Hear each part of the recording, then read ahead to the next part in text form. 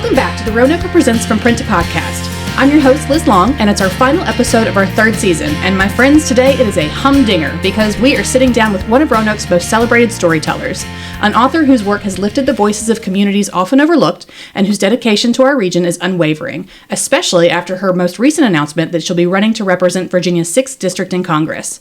Beth Macy, the best-selling author of Dopesick, Factoryman, Truevine, and most recently Paper Girl, has spent decades chronicling the people, challenges, and triumphs that make Roanoke and the surrounding region so unique. Her writing shines a light on humanity, telling stories that resonate far beyond our local borders.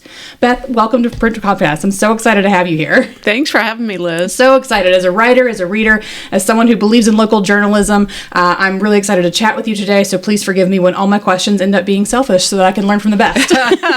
You're too kind. So your career began here in Roanoke at the Roanoke Times, and over the years you've written long-form stories that continue to inspire readers and your community. If you're looking back at all of this, what initially drew you to this city and decide to stay?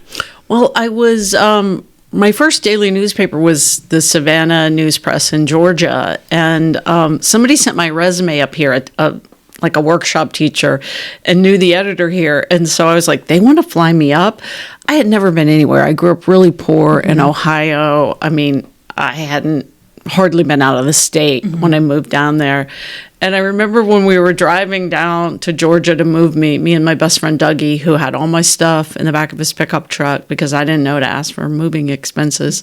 We stopped to go to the bathroom in Wytheville, and Roanoke was on the sign. And I was like, wow, that little town wants to fly me up for an interview? So I had Wytheville and Roanoke mixed up. But anyways, I came to Roanoke in 1989, and I thought I would only be here a couple years. And here I am, still loving it, 36 years. Championing it, quite frankly. I mean, you're not God. Just someone who lives here. You're a local leader. Well, the first time I went to the grocery in Roanoke, I had this little apartment in Old Southwest, and I went to the Kroger Towers, and the checkout lady picked up my mushroom. She goes, "What are you going to fix with this?" And I was like, pardon me? Welcome to Virginia, Southwest Virginia. Exactly. But it was just so friendly. It felt more at home right away than my own hometown did because, there's this great storytelling tradition in Appalachia that we don't really have in the Midwest where we're more buttoned up. And I'm just much more suited to living here in Roanoke where I now can't go to the grocery without seeing 10 people I know. That's going to get worse now since you've announced some plans. Well, I think that segues wonderfully because you've chronicled everything from factory closures to opioid epidemics, which we'll talk about. I want to talk about your Hulu show, my goodness, and of course refugee resettlement. So how has reporting on these issues maybe shaped the way you view our community here in the region? Yeah, so I came of age at the paper in the early 90s when there was a lot of emphasis on, back when we were fully staffed, there was a lot of emphasis on making sure that we covered all voices. And, Roanoke's Black population was 23%. So 23% of our sources should be African American. And I really took that to heart. And I made sources in these communities. And about 10 years into my career, I realized that the stories that I told best, that I wrote best, that I was most emotionally invested in were the stories of outsiders and underdogs. And so then I just went for those stories. And when the photographer Josh Meltzer moved here around early 2000s, we started doing these year-long projects together. We did one on African refugees, one on Hispanic immigrants, one on caregiving for the elderly, which was largely about African American workers. And that work just continued. I did a fellowship at Harvard called the Nieman Fellowship for Journalism. And when I came back from that in 2010, the last furniture factory in Martinsville had just closed. And my editor at the time, Carol Tarrant, Roanoke Times editor, said she wanted me to go down there and figure out, what was what was happening, what was the aftermath, because nobody had really counted up all the people who had lost their jobs, including the mom and pops where they spent their money, little stores and restaurants and things like that. It's not just the factory. Exactly. And so when you counted it up, which no one had ever done on a deadline, writing a factory closure story, it was more than half the jobs had gone away. Wow. And the people that were still working there, a lot of them were commuting outside of the region. So I came away with this 3-part series, but the best story, which was about John Bassett III, was about the lone furniture maker that didn't close his factory. And not only that, he petitioned the government to investigate the Chinese for dumping and proved that they did illegally dump product in our market with the express purpose of closing our factories. And of course, a lot of the CEOs down in Martinsville went along with it because they thought their profits would keep rising because they wouldn't have to pay so much for wages. And we are still living with the fallout from that disastrous decision that was made by, Democratic and Republican administrations alike. And that was years ago, and you said even now, even today, we're still feeling that impact, which I think is a pretty key component of journalism, actually. When you're telling these stories, it's, I'm married to a history teacher, so I'm remiss if I don't take an opportunity to say history isn't about repeating itself, it rhymes. Yeah. And so sometimes we do see things today that maybe we saw 10, 20, 30 years ago that feel quite similar, or boy, we've been here in this situation before. Yeah. And so journalists have the opportunity to tell those stories and to remind people this isn't the first time that we've heard this. This isn't the first time we've experienced this. And so maybe we should learn from some of those mistakes. Yeah. Right. You've been pointing them out. Well, maybe has your perspective of Roanoke changed at all as you've witnessed decades of all these cultural shifts? No, it's still the same. What you going to fix with this kind of friendly area? It's a very segregated city, and we could do a lot of work around housing and affordability. I think the leadership in Roanoke is pretty darn good. I think we're lucky there. But, of course, we could be doing things better. And, I think we've seen a lot of growth, especially downtown. That's really cool.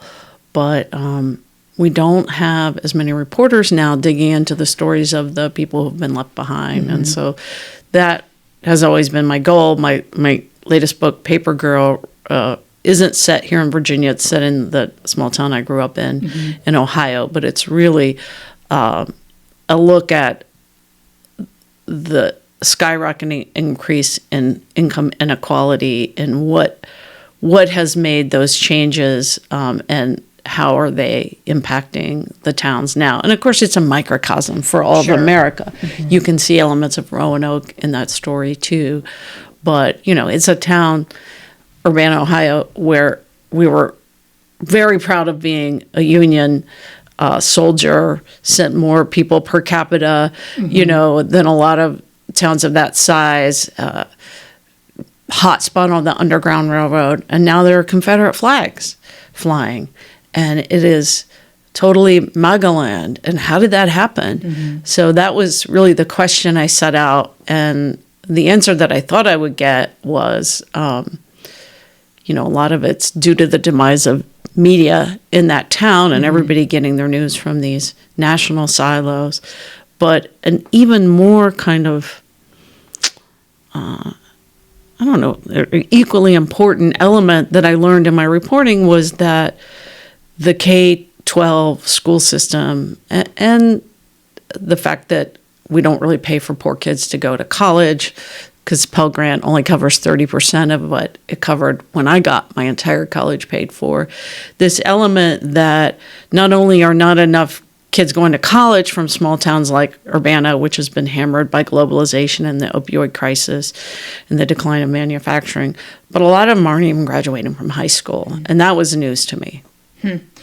You must come a lot of surprises like that, when you're reporting and you find something that's just so, I didn't know that, and that's kind of the beauty of being a journalist, right? Our curiosity fuels us into finding answers for questions that we or others have.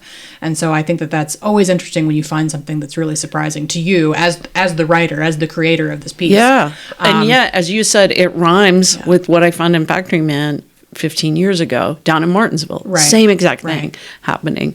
And at the end of reporting that book, which I was finishing up in 2013, I was starting to hear rumblings of the opioid crisis and heroin coming to a tiny city like Martinsville. How does that happen? Right. And because we don't have very many reporters covering those areas, it's all news to folks. You're actually, I swear, I didn't share any of these questions before, but your segues are really, really lovely. Because we're thinking about how many of your books focus on people navigating change or hardship. How do you decide which stories are a feature versus a full book? I mean, how do you as a writer determine, how do you even do that? How do you get started? Well, I usually have a hunch that puts the hair on the back of my neck. And in the case of Paper Girl, the hunch was, what's happening? Confederate flags flying in my hometown, once a Union stronghold. What's happening with my family? We can't barely have a dinner together without it erupting into politics. And what's happening to my hometown, i.e. my country? So that was the driving question. I still have to pitch a proposal to my agent and then my editor. So it was really my agent's idea. I wanted to write a memoir and have for some years because I think I'm kind of a unicorn. I think very few people today are able to get out of poverty. And what are the lessons I learned from that? And I was really hitting hard the idea that a lot of it would be about, it's called Paper Girl because I delivered the paper and then I wrote for papers and now papers are dying and this is why we have so much polarization. But my agent suggested, instead of just your story with some, expert commentary on the decline of media, why don't you actually go back to your hometown and write about in all its fullness how that has changed in the 40 years since you left. And it was such a great idea because reporting is absolutely my very favorite thing to do. It's way easier for me than writing. I like that they're so different. One is very introverted, one is very extroverted, and I like the variety of those tasks. But it was really cool to be able to go to my hometown and really dig in and embed myself there because I hadn't been there in 40 years. Right. What was that like? I mean, trying to sort of not endear yourself, but again, use the word embed, I think is a good one to get back into understanding who to talk to, who to go to, how to develop a story based on feedback that you're getting from all these interviews. Great question. I mean, it's as simple. It's like Roanoke Times reporting 101. You go back, you start with your friends, say, who should I call to schools? And then you start with people you don't know at the schools.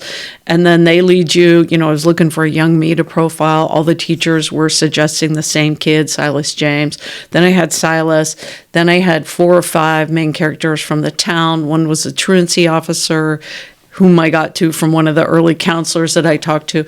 And once I had my 4 or 5 main characters, I could kind of watch them develop over the 2 years that I was dealing with going back. And I would go home for about 1 week a month. Okay. And you asked what it was like. It was fun and exciting in the beginning. And then the more I dug in, the more I saw like kind of the dark side. And was having these really tough conversations with my relatives, some of which were just totally heartbreaking.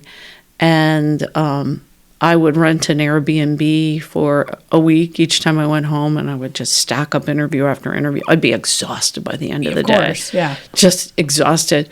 And then by day 4, I would be like, I'm out of here. Yeah. Even though I paid for 7 days because it was just, some of it was just painful. Yeah.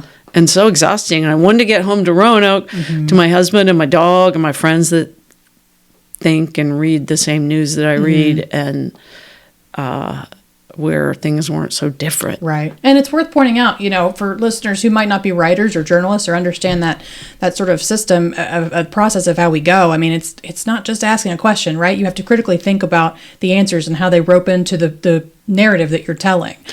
So it is a lot of brain work. It's not just here's Q&A, spit it back out the answers. Yeah. There's really a lot of thought that goes into it and again, that brain power. I probably read 50 books for every book I write. Even and if take notes. You're right. Even if the content itself is difficult and challenging, the content can be fun and creative, and it's still brain power to put that into a story that resonates with readers and people around. Yeah, and I'm constantly going back and forth between people I'm interviewing on the ground who are my main sources and what's being written about in the literature, what's happening in the news today. But also, somebody I interviewed early on told me about this quote from 1998 that just basically predicted, because of globalization, that Americans would get so mad eventually that we would elect a strong man. And here we are. I mean, it was like 1998 they were predicting it. And then what was the fallout of that? It would get very much harder for people of color to exist, for women to exist, for LGBTQ people to exist. I mean, we're all seeing that coming to fruition now. Right, decades later after that. Well, over the years, you've highlighted a lot of stories that might have gone untold because you are seeking these out. And if you don't, then those stories might not ever get out into the world. Marginalized voices, struggling communities. I mean, again, 101, how do you even approach finding these stories and telling them with such authenticity? What gives you that little, again, the hair on the back of your neck? Like, what is it that really gets you going and thinking, that's it, that's what I want to chase? No matter where it takes me, that's the piece that I want to figure out how it all works together. I mean, it took me a while to figure that out, to learn to trust my gut. But my gut is pretty good. Clearly. And it's never really, let me down if I really want to do something. I just have to come up with the correct pitch. Even at the newspaper, I remember pitching the then editor, Mike Riley. I said, I want the minority relations beat. He goes, we're not a big enough paper to have that. So he said, I want you to write about families. Well, every person you meet is in a family of some sort. Yeah. So I would just come back with these excellent minority relations pieces and would just say, well, they're in a family and this affects a lot of families. And if you make it really kind of almost irresistible, your pitch, you can usually figure out a way to then get them to sign off on it. And it's the same way with books. I came back when I rewrote that book proposal for the 8th time. I had done some reporting in Urbana, and I came back with this idea of this young me and, how much harder it was for him today. And, all these things, conversations with my relatives, including at my mother's deathbed. And 2020, it happened to be the November after the presidential election, and they were recounting the votes in Georgia. And when the nurse goes, they're calling it for Biden, my sister goes, who had never said political things before, says, it's fraudulent. You wait, he won't win. And I was just like, what is happening? And of course, we know that's not unusual now. I reported in my book that 1 in 5 Americans is estranged from their families because of politics.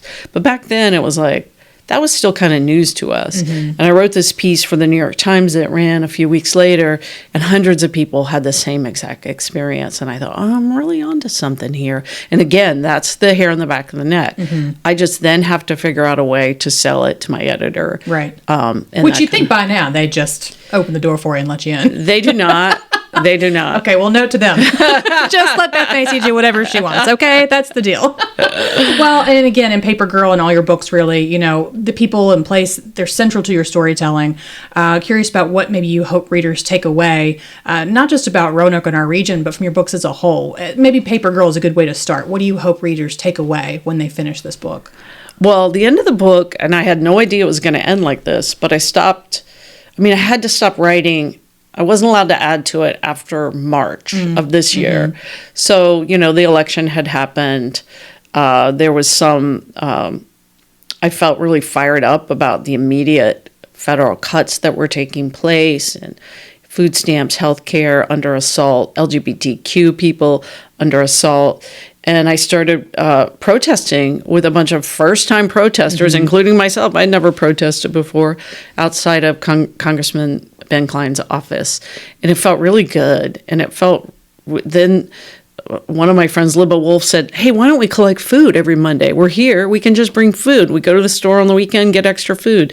So we take food to the food pantries, whose funding has been drastically cut by Trump's OBBB bill. So somebody else said, how about the diaper bank? Let's start bringing diapers. People love to support mothers who need diapers. And so all these great things have come out of this regular meeting. I'm going there when we leave today at noon. And it's beautiful. People feel like they're expressing themselves, but also they're getting connected to each other in really interesting ways.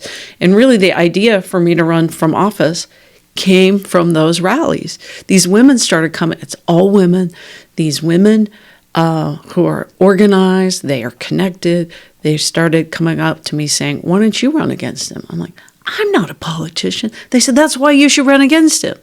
People know who you are. They know what you stand for. you can beat him. And I don't know that I can beat him, but I'm going to try.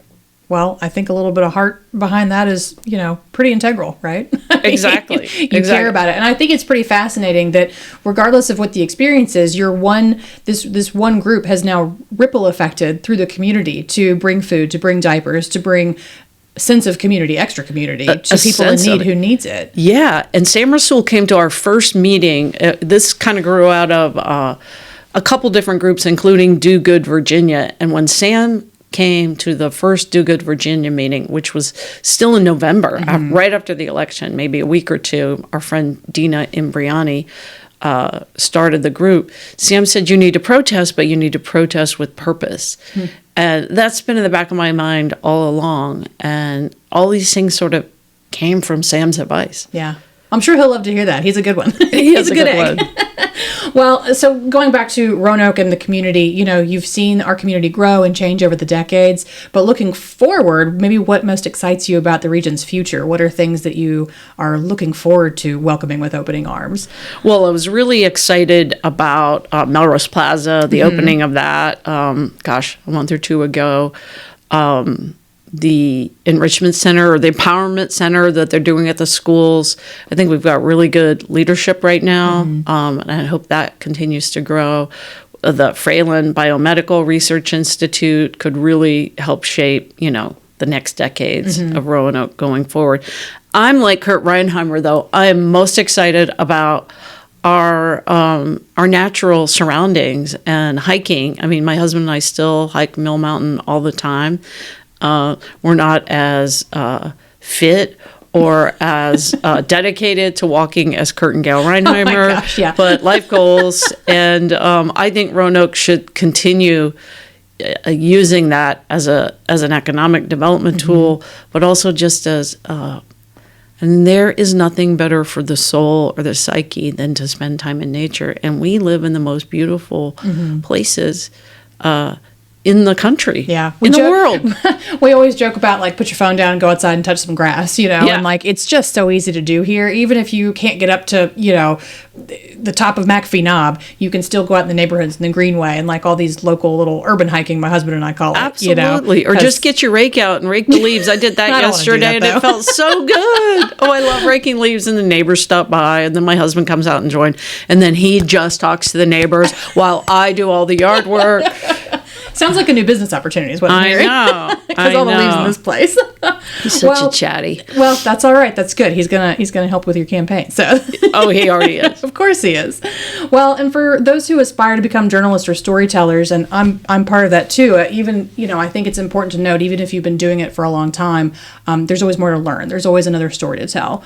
But what advice might you give aspiring writers about breaking in, finding your voice, finding those meaningful stories? Yeah, just start reporting and writing about things that move you. Anytime I've written about something that moved my heart, it's always been a win. And I think when your values coincide with what you're taking, I mean, obviously a starting person needs to make a living, and you just have to take assignments, right? So I've written my fair share of stories about Fast and Furious, Festival in the Park. Yeah. Or as a young friend of mine called it, Vegetable in the Park. He thought that was what it was called. So sometimes you just have to do it, and then you always have to have something you really care about, even as you're doing what your boss wants you to do. So something, maybe you're even piecing at it at night on your own time. A friend of mine, Shankar Vedantam, who runs the Hidden Brain podcast for NPR, it's one of the most popular podcasts out there. We were at the Neiman program together, and one day he revealed that he wakes up at 4:30 in the morning to work on Shankar 5 years from now. So not his day job, but whatever he's planning next. Okay. And I filed that on the way in the back of my mind. I thought, I don't want to wake up that early. And then my friend Ralph Barrier, who wrote a beautiful book called If Trouble Don't Kill Me, and we worked together at the newspaper for many years, he said, when I first stumbled onto Factory Man, that story, John Bassett III, he said, well, you got to write a proposal. And I said, I don't want to write a book proposal. I had already written one, and it didn't go anywhere, and it was a lot of work. He goes, I wrote a proposal with an infant baby in the house.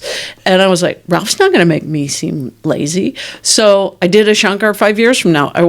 I set a deadline of 1 week, My friend Roland Lazenby gave me a template that I could follow on how to write a book report. That's the other thing. Like, if you have a friend who's already done it, ask for help. Roland sent me all kinds of help. And in 1 week, before work and after work, I wrote a book proposal and I sold it. I mean, it had to get tweaked a lot, but basically, the bones of it were all there. And it's like, that changed my life. Just going out, not being so complacent with I'm in my 40s at the time or almost 50 and I'm winding up to retirement. But like, no, I can learn a new thing. Yeah. It's really not that new. As Ralph also said, he said writing a book is just like writing a very, very, very long feature story. Only the different stories, or i.e. the chapters, have to kind of talk to each other and make sense. Right, right. Overall. Yeah. So that was really good advice, because it made me think like, well, I've written thousands of stories. I can do this. Maybe they should all have a thread through them and I can just put them all together like that. Exactly. I'm thinking about those stories, because that's such good advice. I love that. And especially because I think you can do that at any age. It's not just about being a hungry 20-something, right? You just mentioned being in your 40s or even 50s and, retirement's on the horizon. That doesn't mean things slow down for you necessarily. There's every opportunity at your fingertips. But for maybe to be a great writer, to be a great reporter, what do you think are some qualities or habits, that a writer might consider adopting, maybe especially when tackling some complex issues the way that you do? Yeah, and so always be reading. News. I read multiple newspapers every day. I read whatever I'm working on. Like, I just finished Paper Girl, so I started getting The Economist again. Now, The Economist cost like $300 a year, so this was a huge sacrifice on my part. Local journalism appreciates you. And I only understand about half of it, right? Yeah. But they had such a good view of U.S. politics because, they're from abroad. They're from England. They're based in England and have bureaus all over the world. And so I could that was a great kind of stretch for me. So I always have stretch material. I love to read books about craft of writing. I mean, What's your favorite one? Off the top of your head, I know Stephen King's On Writing That's on is my a bookshelf. favorite. Oh, I love that one. Anne Lamott's Bird by Bird. Okay. There's a great book by Tracy Kidder and his editor, whose name I'm blanking on, called Good Prose. It might be called Great Prose, but it's Tracy Kidder's one of the authors. And those are probably my three favorites. I just bought Susan Orlean's new memoir, which is also a how to write book. So I'm looking forward to digging into that. Making a list as we speak. Yeah, that's definitely on my bedside table. And John McPhee has written some great books and some great articles that you can just Google John McPhee, New Yorker, on structure. That's one of the best articles I've ever read about how to structure a complicated story. And what was the original question again? I'm just thinking about the qualities that a writer might want to adapt. But I mean, I think reading a wide variety is really important in general. Curiosity. Don't let people throw jargon at you. Always, like, if it's something really complicated and I haven't figured it out, call an expert and ask them to explain it to you like you're a third grader. That is something I saw in a Denzel Washington movie like 30 years ago.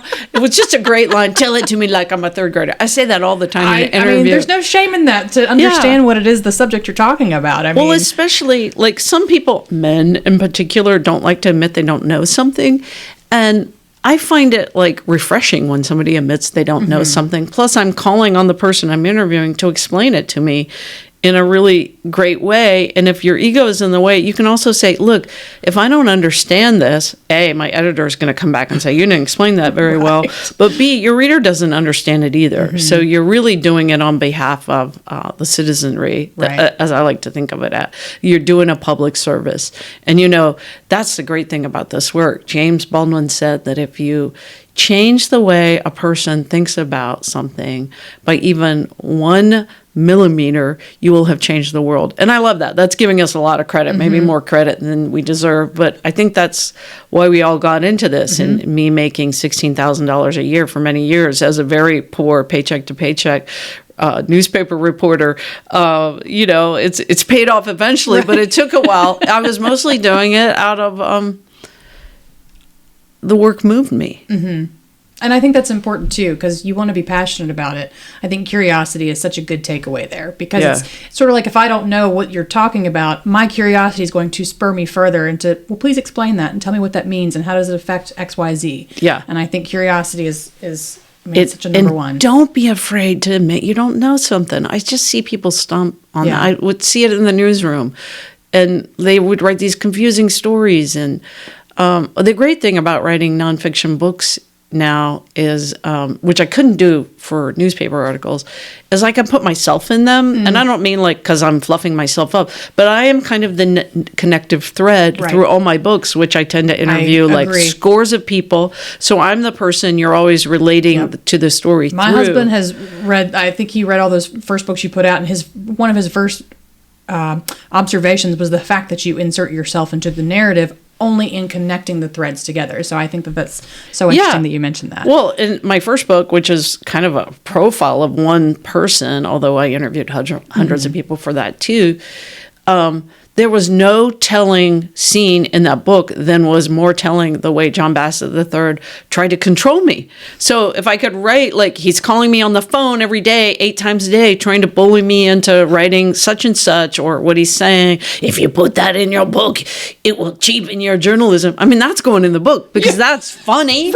And it's also like, you don't have control of me, buddy. Right. And I want the reader to know that. Yeah. Like, and those are the things that people relate to because they immediately get what he's like. He's relentless. Who takes on China in a court of international trade? Somebody with a big old chip on his shoulder. And why does he have that chip on his shoulder? Because his family mistreated him for decades. And he didn't get to run the factory that he was born to inherit. That's so much more interesting than a global business story, right? It's a people story. And if you can if you can remember to keep your writing people-centered, even if you're writing about the most complex anti-dumping petition in the world, if you keep it about the people, the lawyers who did it, the people they were working on behalf of, the line workers who lost their jobs, then you're going to educate people and you're going to do it by entertaining them. And that's when we learn, is when we can be entertained, moved, laughter and tears. Those are always the goals. I want you to laugh. I want you to cry by the time you're finished with one of my books. And that's a good point too, because for the Roanoke or in the publications that we've done, they're lifestyle. They're not necessarily a dogged reporter telling the journalist every single day a new story. But I remember very specifically my vice president telling me, whenever you go to do a story in the lifestyle area, always look for the heart of the story. Don't just give some broad overview of what's happening in the new business. Talk about the new employee or the grandmother who instilled that confidence or whatever it is to find the heart of every story. Yeah. So laughter and tears, I think, is such a good definition of that, because it doesn't matter what the story is. If you're making somebody laugh or cry or feel the heart, the hook. Or maybe making them laugh in the midst of a heartache. So like I remember this one scene, I was working on Dopesick and I was in Roanoke Memorial at the NAS unit. These are babies born dependent on drugs. And I was walking with a neonatologist into the NICU, and, it was a very dark situation. Oh, my gosh. And we walk in, and we're talking as we're coming through, and the nurse goes, "Shh, if you two wake these babies that we just spent hours getting to sleep up, I will kill you." And I just thought, that's a great moment. It's going in the book. It is both serious, but also it's a little light. And we need some light because... I mean, it's also honest to include the light, because the light happens too. Right. And she's working just as hard as everybody else, and she just wants a little 5-minute quiet. Yes. Now that she's harder worked so than hard most, to get them all probably. to sleep. Harder than most. Gosh. Well, in thinking about the roles that you've played in local reporting, and again, this could be applying to talking to any local reporter, right? Not just you specifically, but, how do you think it helps people understand their neighbors in their region? You've talked about if you can move someone a millimeter, that they've learned something, and you can change the world that way, 1 millimeter at a time. Yeah. I feel like one of the greatest losses with the decline of local media is there's hardly any people here in Roanoke writing feature stories. And what feature stories do, these are stories that they might be related to the news, but like, for instance, For 6 years, I followed the travails of this young woman who had grown up as a kid in the projects, was number one in her class at William Fleming, worked as a library page at the Gainsborough Library, historically black library, was raised by a single mom and the head librarian, Carla Lewis, and she got into every college she applied to, including Harvard. She got a full ride to Harvard, and I followed her to Harvard. After Harvard, she now runs a library in Christiansburg. And that story builds empathy. A story like that is telling you who you are, who your neighbors are. I did a follow-up little sidebar story on a gay white hairdresser, and I'm pointing up this way because his salon was Laurel Hill, up, on the base of Bent Mountain on the street that you're on, who read the story and created a fund where his clients would pitch in money so that Selena would have spending money at college, so she wouldn't have to feel like a food stamp recipient in a line at Whole Foods. So one story changed a person's life. I mean, yeah, well, she did most of the work. Yeah, she was on a trajectory. But you impacted her. You know, how many times have you written a story and somebody's like, "Well, how do we donate to that group?" Right. Which is really cool. So I started doing a Substack about 6 months ago. It was kind of a continuation of an author newsletter I had started a couple books ago, moved it over to Substack, and I mean, you can pay for it, you don't have to. It's great when people pay for it. But I just started to go out and just do original reporting on how these cuts were impacting local people. Not knowing I was going to be running for office, but just like thinking I can help my former colleagues at the Roanoke Times and Cardinal and the Rambler by contributing a piece to this, because I have sources in those marginalized communities that many of them don't. Of course. And there is a ripple effect from that, because I know that you put out one about when the SNAP benefits were endangered. And so you talked about Feeding Southwest Virginia. And I looked, and suddenly the comments were, I've donated. And it wasn't even necessarily, I've never heard of it before, and this is brand new, and what a great thing. It was, I should do this because you have reminded me that this is a situation that exists. Exactly. And every now and then, a couple months ago, I heard about this food pantry / recovery beacon in Galax, Virginia, which is partly where Factory Man is set. So I have a place in my heart for Galax. A mother and daughter and a grandmother, African-American family started it. It's called God's Storehouse. And I went up and I thought it would be a piece of that larger food stamp story, because they're not getting as much food from Feeding Southwest because of the USDA cuts that started out under Doge cuts. And I went up there and I just found this remarkable community where people in active addiction are welcome to come, and they'll sit and eat dinner at this, they serve meals and they give away food boxes, but mainly it's meals, and they connect people to services. And the police chief might be sitting right next to a person in active use, and that's very rare. And I was telling my best friend, who I do yoga with on Zoom every morning, and she goes, "Honey, why don't you just do a happy piece on that?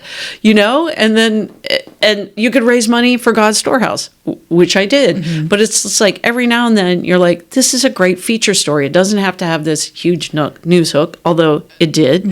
And I went up and spent one of the best days I've had in years just writing about these incredibly endearing people and all the good work they were doing. Gosh, does it really make you feel like you're going back to your roots? I mean, you're a national name now, not just through the books, but you've also worked with Michael Keaton and Hulu's Dopesick, and you've been to the Emmys and the award shows and all that. But going back to Galax to tell this story for a day, I would rather be in Galax, Virginia, than in Hollywood. Of course you would. Or DC. I mean, those are my people. Yeah. I grew up just like them, in a family with addiction and poverty. And if I would have had people like Keisha and her daughter Zara and her mom, Deanie, helping me, I would have had an easier upbringing.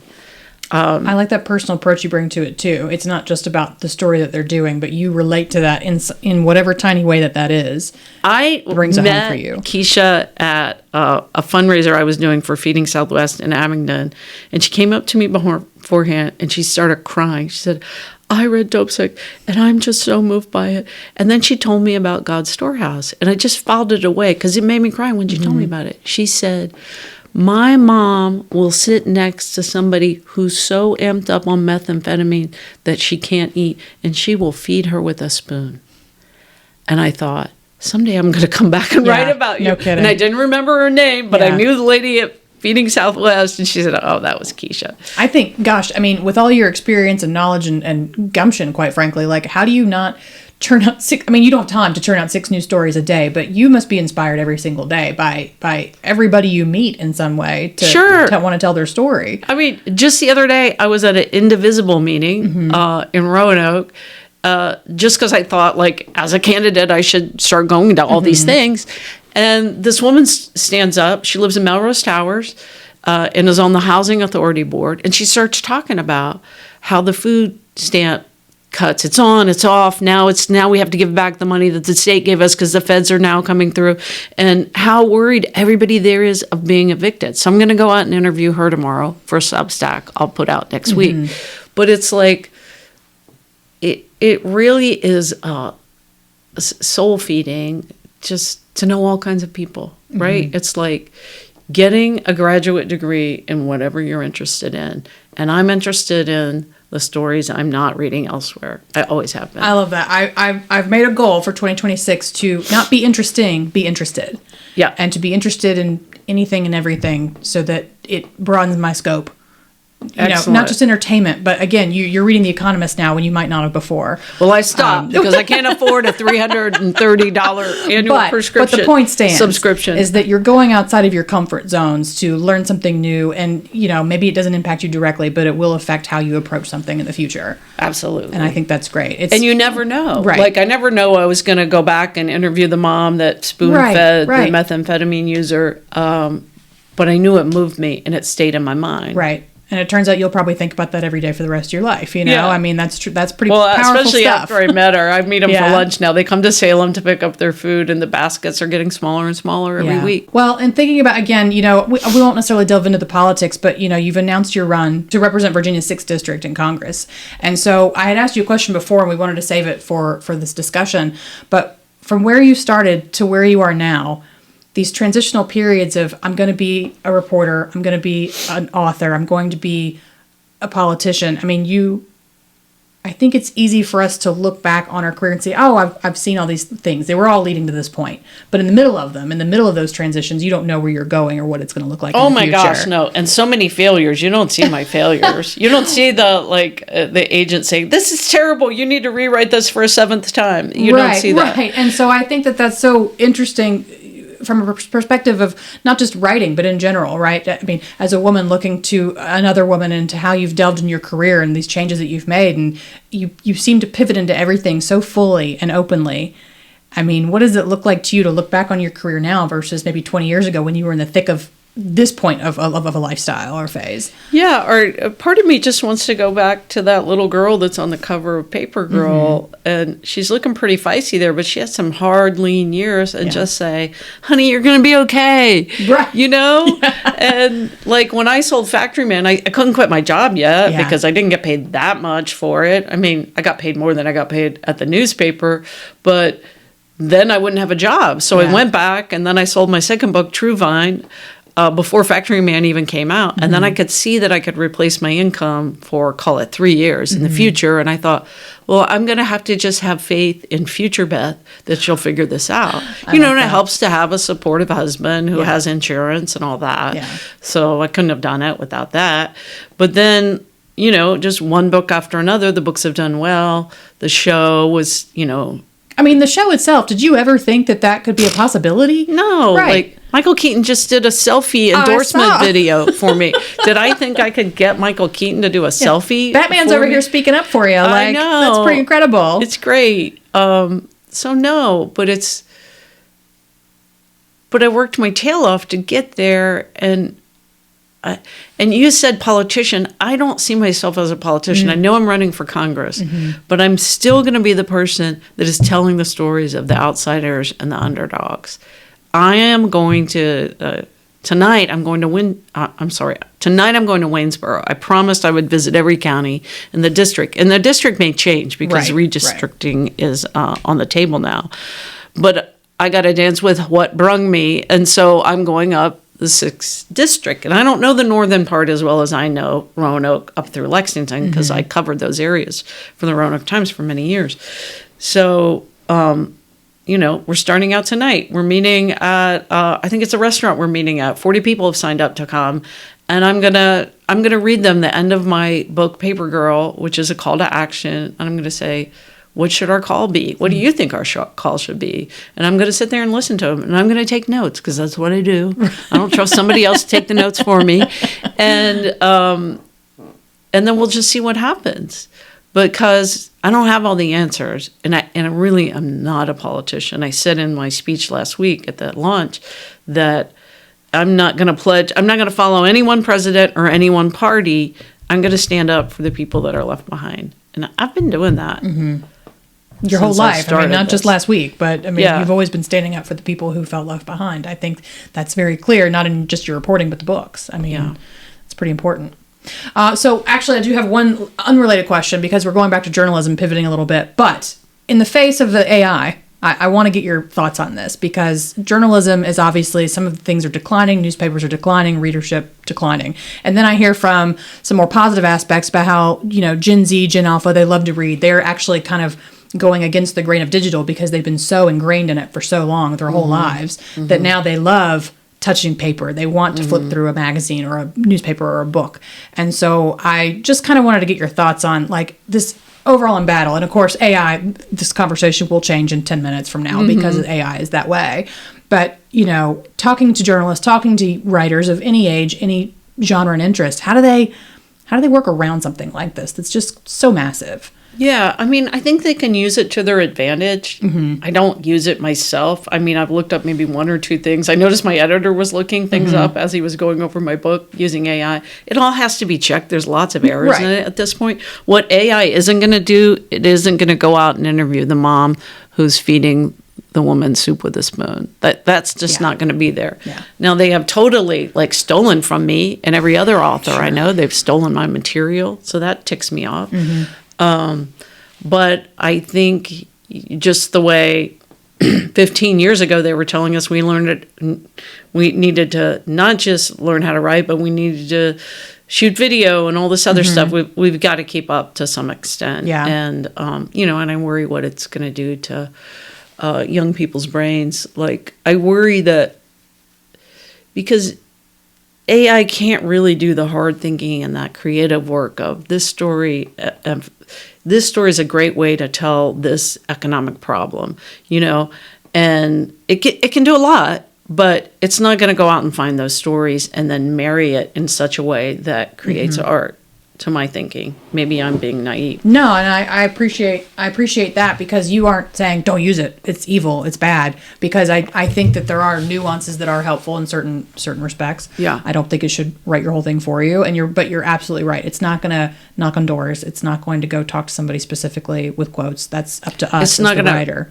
The heart of the story. Tell us how we're hurting. And I don't think AI is going to make me laugh or cry. Maybe it might make me cry, but not in that way. Not in the way we're talking about. Gosh. Well, I would really like to give you an opportunity to give you a shout out to your family, Tom, and everybody who's been supporting you, not even just in the political scope, but I mean, you've had quite a ride, and it's only going to get better from here, I feel like. Oh, you think so? I do think so. I do. Yeah, no matter what happens. Great. Tom is awesome. He is an educator. He works in public television. He's always my first reader, my stalwart, love you no matter what. And sometimes I'm an impatient person and hard to be around. I work really hard, and that's, sometimes I put work before family. I shouldn't do it, but I do. Right. And your hours are probably wild sometimes. Just because of I'm intense when I'm on deadline. Yep. Do not come into my office. Yep. It's like you're talking to my husband too. Gosh, thanks. But Tom and the kids, Max and Sasha, have been great. I have really good friends who do this work and who are always there to help me, support me. My friend Ralph Barrier read my speech, made some of the best lines in it last week. Martha, my friend Martha, who I do yoga with every morning, she keeps me sane and also helps me brainstorm problems I'm having. My friend Andrea Pitzer, who's a journalist in Washington, and an expert on authoritarianism and kind of where we are in this moment. And she's sort of adopted Roanoke as her second home. She comes down and she speaks at the rallies, and she's amazing. And she works on her books up in our cabin in Craig's Creek, on Craig's Creek. So that's fun, getting to see her. But it's like, you have to ask for help when you need it. I can't solve all my problems. So I've learned that the more I lean on my friends, and then I'm there for them when they need help, the better it is for everybody. So it's like, and you could apply that to anything. Ask for help when you need it. If you're depressed, go to the doctor and ask for help. Right. And there's no shame in that. Oh, I mean, Lord, you need no. help. That's the point of community, right? Like, Yeah. That's the whole reason why we're here and we want to be here. The answer is always community, right, and I relationships. So you have a lot of next up. You have a lot of like things on the horizon, personally, professionally. But are there any projects or stories that you're excited to dive into next? Doesn't have to be Roanoke specific, but is there anything that's really it's just kind of itching your brain? It's raising the hairs on the back of your neck, and you're thinking about it. I am so swamped with this campaign right now. Yeah. It's just like, maybe we'll get the book out of that. every day there's every day there's like 30 things on my to-do list, and I now have like somebody helping me with that. I've never had an assistant or a staff person before, so like I'm just having to learn to lean on her. Which is cool, and she actually does what she says she's going to do, that's very exciting. And just getting. I'm going to miss writing for a bit. So I've pledged to do this for a year. Like, I'm not being paid to do this. Right. Like, I am out there giving up. I could be working on another book. Yeah. But I've just decided that we might lose our democracy, and we have to take back the House in order to save our democracy, and that I'm going to do my part. So that's what I'm doing. I'm going to require little moments of alone time, just like I did when I was writing for hours at a time. So I warned my campaign manager, she's going to have to make sure I get that time. Yeah, you have so much experience. You might be more extroverted in this next year than you've ever been in your whole life. Any tips for that?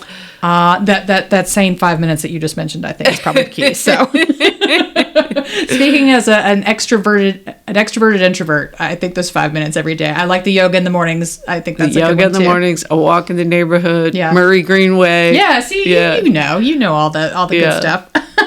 Well, thank you again so much for being here today. I really appreciate it. What a fun conversation. I just loved it. Thank you. And thank you again to Christina Nifong for writing the piece. It's going to be out in Jan-Feb. Of course, we're a little ahead, but I was just so excited to bring you on, and it was just perfect timing. Oh, that's great. I so appreciate your time. Love Christina.